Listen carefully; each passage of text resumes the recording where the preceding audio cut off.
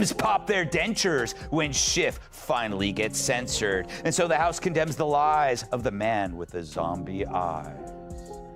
Last night, the House voted on party lines to censure Adam Schiff for promoting the Trump-Russia collusion hoax, which was as believable as Brian Kilmeade getting fan mail. 2 for 2. Schiff becomes only the 26th member ever to be censured, but to his credit, he's still the only member to have a 12-inch neck.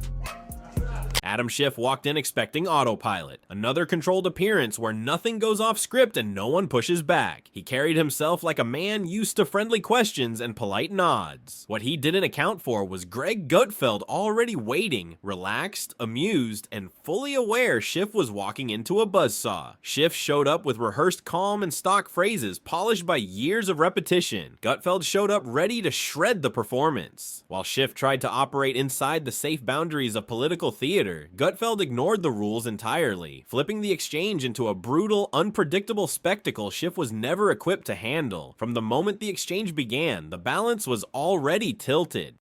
Poor Adam. He really thought he had him. Well, we've talked about who won the impeachment trial. Now let's talk about who didn't. As I've said before, don't think the Dems aren't going to stop trying to find dirt on Trump. They'll look anywhere. Hell, they'll go to a local high school if they thought they'd find the goods there.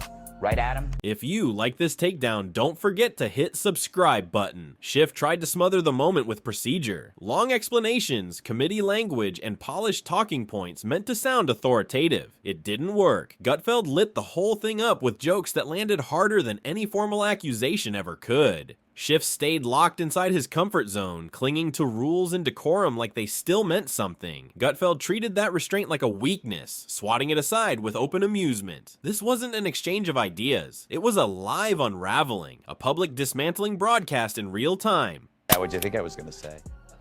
Being censored, which is basically an official serious scolding, is a punishment just below being expelled from Congress. But when Speaker McCarthy made the announcement, Democrats did what they do best, mindlessly scream hysterical nonsense.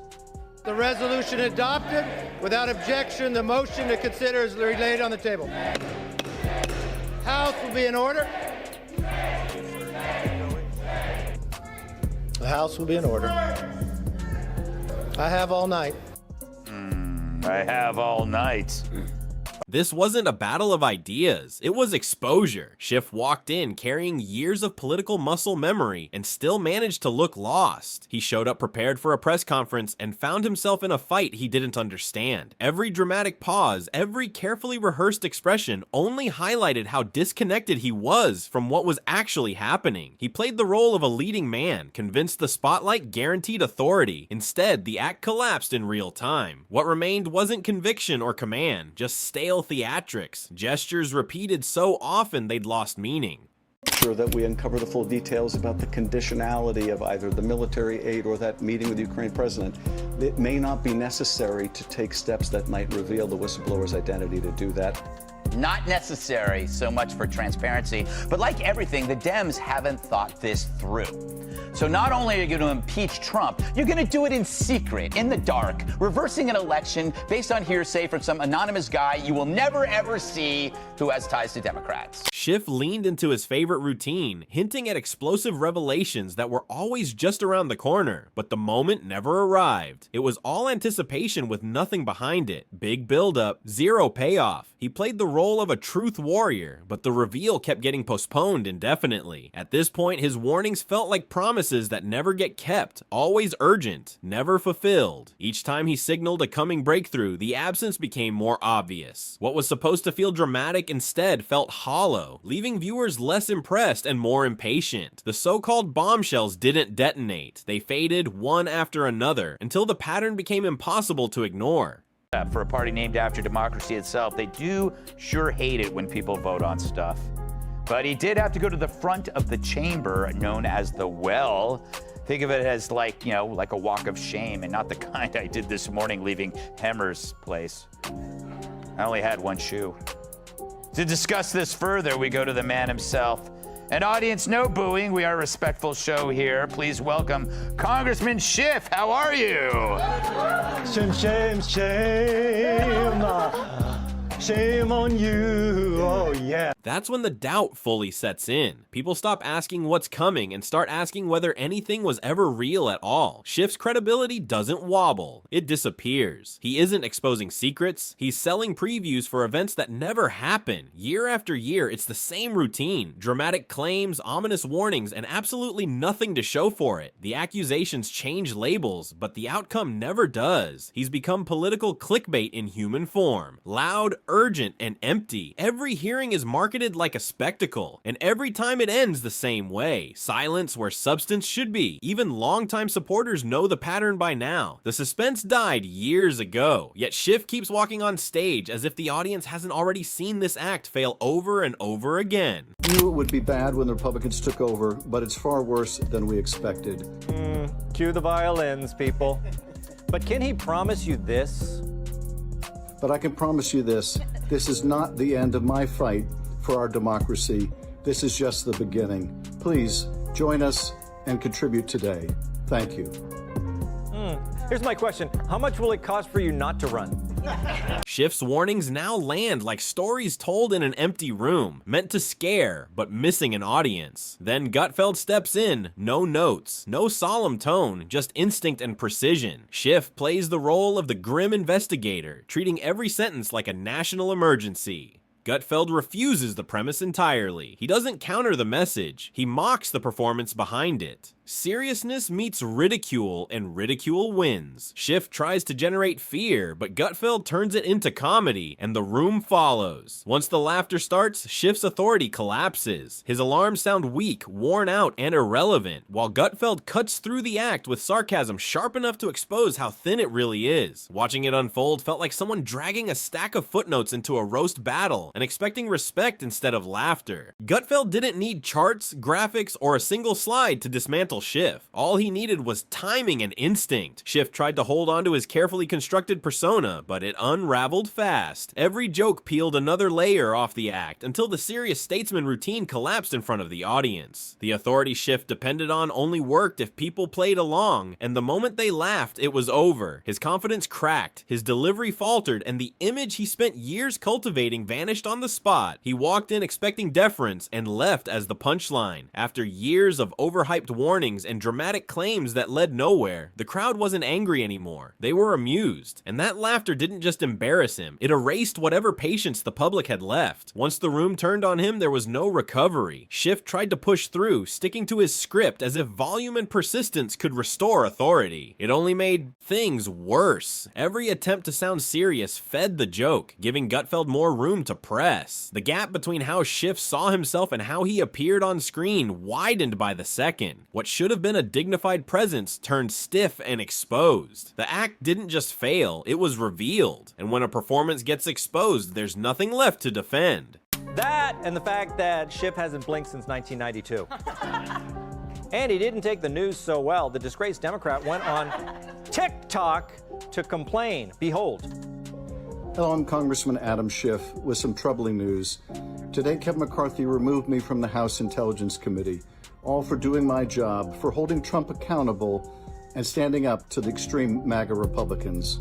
The more Schiff leaned into his dramatic posture, the easier he made himself to dismantle. Every serious pause, every knowing look only widened the opening. Gutfeld didn't need preparation. Schiff supplied the material himself. Mid-sentence, Schiff tried to project authority. Flashing that familiar expression meant to signal hidden knowledge and moral superiority. Instead of commanding the room, he triggered laughter, not polite chuckles, real, uncontrollable laughter. That's where the Schiff became permanent. Gutfeld refused to operate inside Schiff's rigid framework and flipped the entire exchange on its head. While Schiff buried himself in vague language and recycled seriousness, Gutfeld treated the moment like open season, turning stiffness into fuel. Schiff had no defense against ridicule, and it showed. Once the tone was broken, the performance collapsed in full view of everyone watching. You can't counter a joke with slides, and you can't intimidate someone who refuses to treat you as serious. The moment the audience broke into laughter, Schiff's image began to disintegrate in real time. Worse, he didn't notice. He kept going, locked into his script, repeating lines like muscle memory would save him. Each sentence made the situation worse. The harder he pushed, the faster it burned. What he thought was momentum was actually collapse. He mistook noise for impact, assuming attention meant belief. It didn't. He couldn't adjust because his authority depends entirely on appearing grave and untouchable. Once that cracked, there was nothing underneath, just a man in a suit clinging to relevance while credibility evaporated on live television. Years of repetition caught up to him in minutes, and the audience finally stopped pretending to listen. There was no pivot available to him because the act itself had no flexibility. Schiff's authority only functioned in rooms where people played their assigned roles. This wasn't one of those rooms. The laughter rewrote the rules instantly, and he had no response for it. Every attempt to regain control only highlighted how little he had left. What once passed for gravitas now looked fragile, even desperate. By the time the moment passed, the damage was permanent. Trust doesn't collapse loudly. It dissolves when people stop taking you seriously. And on that stage, in that moment, Schiff crossed that line in full view of everyone watching. Yesterday's hearings, I had so much fun. I'm back, baby.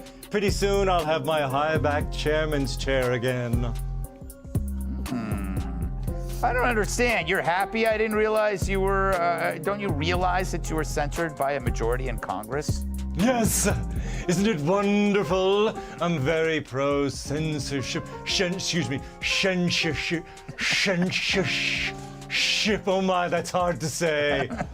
The point is, the cameras are on me again, and this time, I'm ready for my close-up, Mr. Schiff seemed to believe repetition could substitute for credibility, that if he kept saying the same things long enough, people would eventually confuse familiarity with truth. That strategy collapses fast in front of someone like Gutfeld. Instead of engaging the routine, Gutfeld shredded it, exposing how stale it had become. The bombshells were just echoes. The scandals reheated so many times they'd lost any heat. Each joke forced the audience to confront how long they'd been watching the same performance under new headlines. Schiff acted like he was still commanding attention, unaware that the crowd had already moved on. He thought he was delivering a serious political moment, but the room treated it like a roast. He walked in prepared to lecture and ended up standing center stage while his authority was laughed apart, convinced he was winning even as the illusion fell apart in plain sight. The laughter didn't slow him down because he didn't know how to read it. Schiff mistook resistance for engagement, assuming noise meant influence. It didn't. It meant the spell was broken. Every callback to past warnings only reminded people how often those warnings led nowhere. What once passed as authority now felt dated, like a routine that survived on habit rather than relevance.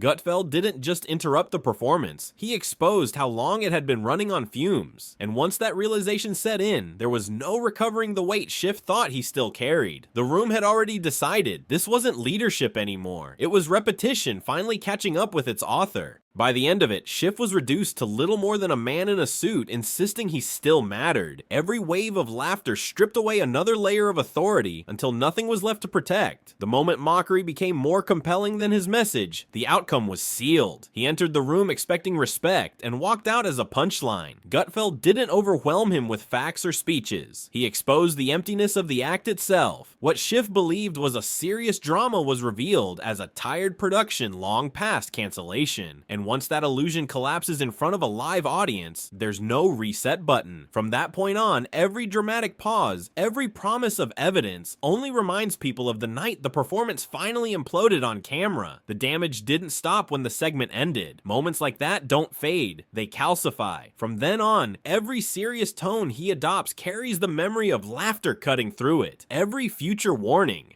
gets filtered through the image of a man exposed mid-performance. Authority once laughed away doesn't quietly return, it stays broken. What unfolded wasn't just embarrassment, it was a public downgrade, broadcast and archived. And no amount of polish can undo the moment when the audience stopped seeing a figure of power and started seeing the joke. Troubled by this. Even though I know it's not real, I'm bothered. Finally, Congressman, you're running for an open U.S. Senate seat in California. What's your message to voters who might be skeptical of your agenda? I think you mean my agenda. That's how I say it now. I like the hard G because that's what I'll do. Do you like impeachment? That's my agenda. Vote for me and I'll do it again. And I have one man to thank for all of this. The Orange Man himself. If you excuse me, I'm going to go celebrate with a glass of wine. Done for Adam Schiff, because he created 3 years of a massive fallacy that did so much damage to this country and made us miss probably one of the most important stories of our lifetime. We were having hearings on impeachment while the coronavirus was exploding. After that moment, Schiff stopped being remembered as a force and started being remembered as a spectacle. The laughter followed him, sticking the way reputations do when they break publicly. What unfolded didn't resemble a debate. It felt like a verdict delivered before the case even began. For years, Schiff worked to present himself as the serious guardian, the responsible adult in the room. That image didn't crack slowly, it collapsed in minutes. A handful of well-timed jokes stripped away the authority he'd spent years manufacturing. Instead of looking like someone exposing danger, he came across like a man panicking over threats no one else could see. Gutfeld didn't just undercut his arguments, he turned them into punchlines. And once rhetoric becomes comedy, it stops carrying power. Schiff wasn't controlling the moment anymore. He was trapped inside it, permanently cast as the setup rather than the speaker. The showdown exposed just how obsolete that old style of political performance has become. Schiff is still playing from the same worn script, convinced that a stern tone and grave expression automatically demand respect. They don't anymore. That spell is broken, and he's far from alone. Plenty of politicians keep recycling fear, hinting at hidden truths and looming disasters, hoping the audience still falls for it. But humor cuts through that nonsense instantly. Gutfeld proved that mockery is more lethal than outrage. Once people laugh, the fear evaporates. Schiff ended up as the perfect example of what happens when a career is built on atmosphere instead of substance. One sharp moment was enough to turn a self-styled watchdog into proof that recycled drama collapses the second it's treated like a joke. That and the fact that Schiff hasn't blinked since 1992. And he didn't take the news so well. The disgraced Democrat went on TikTok to complain. Behold. After that exchange, Schiff didn't leave as the commanding figure he imagined himself to be. He left as a walking punchline. He wasn't undone by a headline or an investigation, but by ridicule delivered with ease. That moment became the version of him people remember, and no amount of polished speeches can erase it. Gutfeld's mockery landed harder than any warning Schiff ever issued, stripping away the image of authority and replacing it with something far less flattering. What remained wasn't a powerful lawmaker, but late-night comedy material broadcast live. For everyone watching, it became a permanent reminder of how quickly power collapses once it's laughed at. In the end, his reputation didn't need drama to fall apart. It only needed a punchline.